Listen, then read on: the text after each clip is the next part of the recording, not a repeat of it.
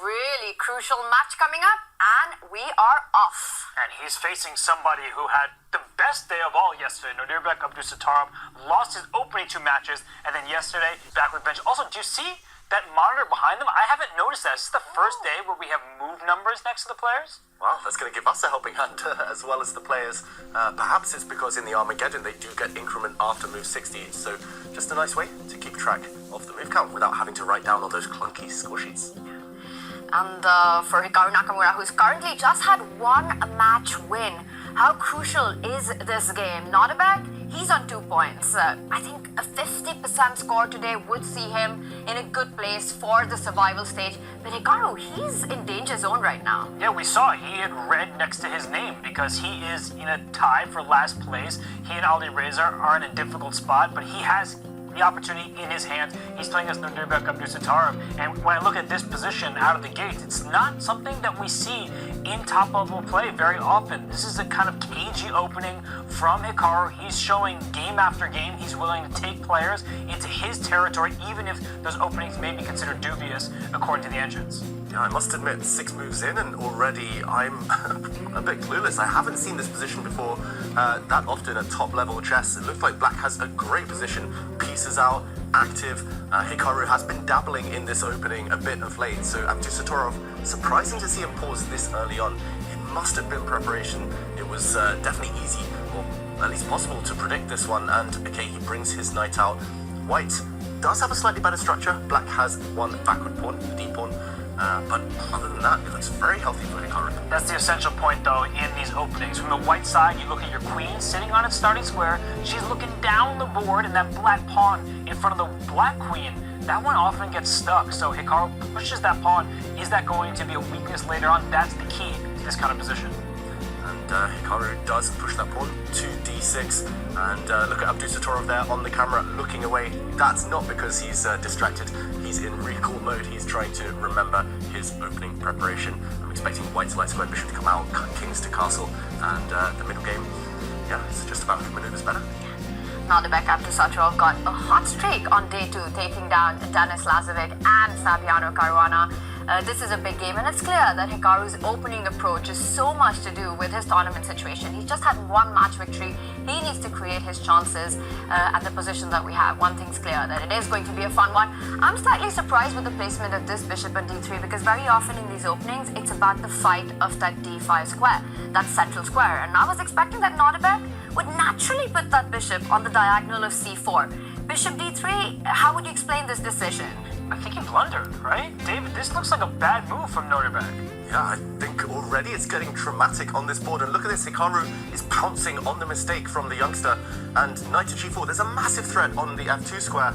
Hikaru is already in charge. And that's there by Hikaru. He plays knight g4 and he looks up, he can't believe it either. I'm stunned. I mean, Nodirbek played amazing chess a day ago. He swept Fabiano Caruana, the number 2 player in the world according to classical ratings. And Hikaru, he bounces from his chair, and he's about to pounce on the white king. White's in huge trouble. Remember, in chess, the most vulnerable points in any opening are always the f2 square and the f7 square. And here, Nodirbek, I was expecting him just on the last turn, if we rewind, to play a move such as bishop to e2, just to cover this square, not to allow a knight to jump in. But after bishop to d3, the knight comes in and wow, bishop to e3, Robert? What is this? I mean, he realizes that he can't castle kingside. Ideally, you castle to defend that f2 pawn. You see that often the fried liver. But the black queen would hop out to the h4 square, and it's the h2 pawn with checkmate. If you push that pawn up to h3, that knight on g3 loses cover. Knight takes f2, the rook takes, and then the queen successfully gobbles on g3. There's a pin along the diagonal.